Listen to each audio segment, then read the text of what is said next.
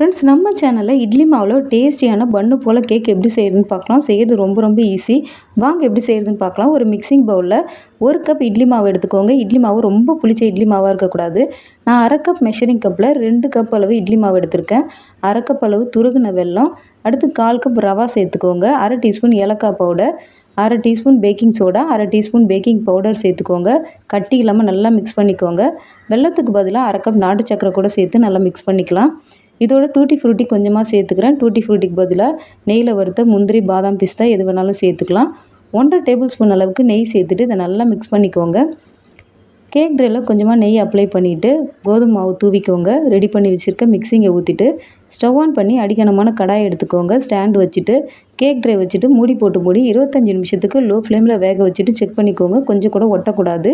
வெளியே எடுத்துகிட்டு ஆற வச்சுட்டு திருப்பிங்கன்னா டேஸ்டியான இட்லி மாவு கேக் ரெடி.